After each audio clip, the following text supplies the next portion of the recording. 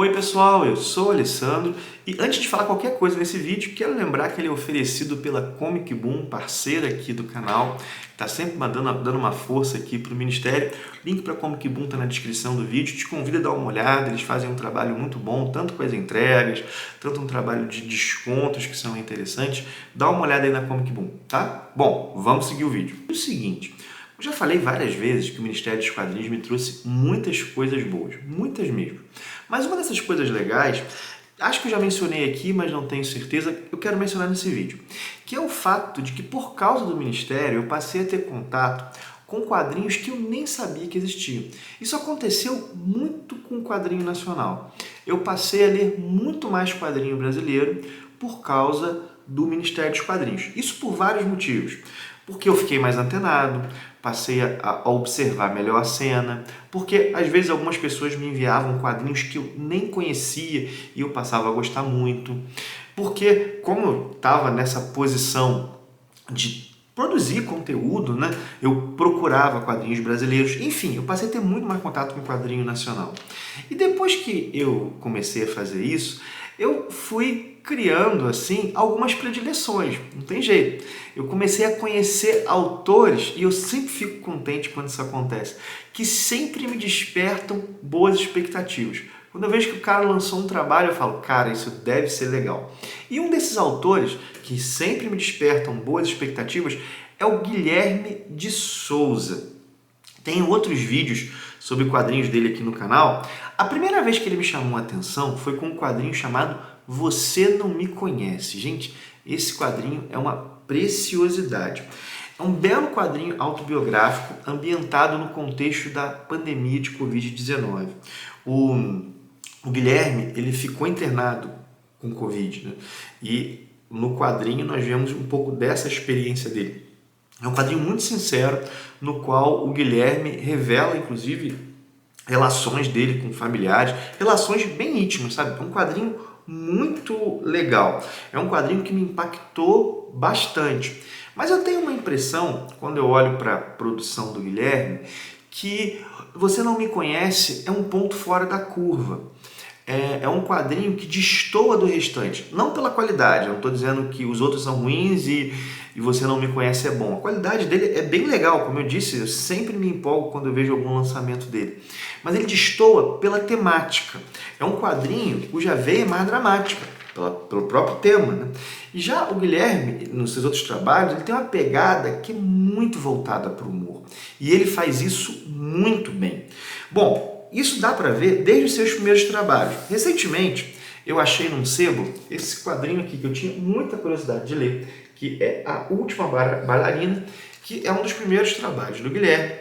E é um quadrinho muito interessante, sabe? O que nós temos? Nós temos um urso, uma garota aí, uma bailarina, e um unicórnio dentro de uma casa resistindo a um apocalipse zumbi. É isso, essa é a pegada. Cara, e as situações e principalmente os diálogos são muito engraçados. Eu ri algumas vezes lendo isso aqui. Mas o quadrinho que eu quero comentar não é A Última Bailarina, eu vou fazer menção a ele antes do vídeo terminar. Mas o quadrinho que eu quero comentar hoje é esse aqui, ó, Trabalho de História.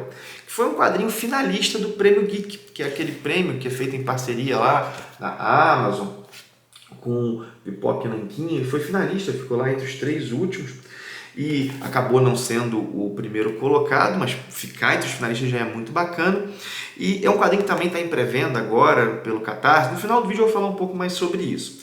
E a primeira coisa que eu tenho que falar sobre esse quadrinho é que ele me fez passar vergonha. Sério, eu fui dar uma palestra em Teresópolis, que é a cidade vizinha minha aqui, e, bom, terminei a palestra, conversei lá um pouco com o pessoal e fui para a rodoviária. Só que eu cheguei à rodoviária, tem poucos ônibus Teresópolis-Petrópolis. Cheguei à rodoviária muito antes. E eu sempre carrego coisa para ler. Estava com esse quadrinho, peguei, comecei a ler na rodoviária. Comecei e terminei ali. Cara, e eu gargalhava algumas vezes. Sentado lá no banco da rodoviária, eu gargalhava alto algumas vezes. E o que aconteceu? O pessoal ficou olhando, né? O pessoal ficou olhando, mas eu não estava ligando muito não, mas eu realmente passei uma vergonha por causa disso aqui. É um quadrinho, primeira coisa, ele é muito engraçado, Mas vamos à premissa. O que nós temos aqui em trabalho de história? Vou pegar, mostrar as primeiras páginas enquanto eu falo. Nós temos o seguinte, uma noite, a mãe de um garoto vai trabalhar, ele está lá lendo o gibizinho dele, e ele vai ser abordado por um amigo que chega na janela dele, e esse amigo vai pedir para copiar o trabalho de história desse garoto. Só que esse garoto, ele não lembrava que tinha esse trabalho de história para ser feito. E ele fica muito preocupado porque ele não pode ficar de recuperação, porque ele vai fazer uma viagem junto com a mãe na época da recuperação, uma viagem de férias para Cabo Frio, vai para a praia. Então ele está empolgado com isso. Bom, essa é a pegada essa é a premissa. Só que acontece o seguinte, né? Eles resolvem então ir até a casa de uma menina que é meio que a nerd da sala de aula, pediu o trabalho dela emprestado para copiar, só que acontece uma situação, o trabalho dela também se perde. E aí, os três vão vivenciar uma aventura pelo submundo da cidade para conseguir um trabalho para entregar na segunda-feira de manhã. É essa a pegada. Aí vocês podem pegar, mas pô, será que eles não podiam fazer esse trabalho em casa? Tinha uma época pré-internet. Eles precisavam ir à biblioteca, precisavam ter um livro para fazer aquele trabalho. Enfim, essa é a ideia. E aí eles vão vivenciar essa jornada, assim. E, gente, tudo fica muito bom, muito interessante.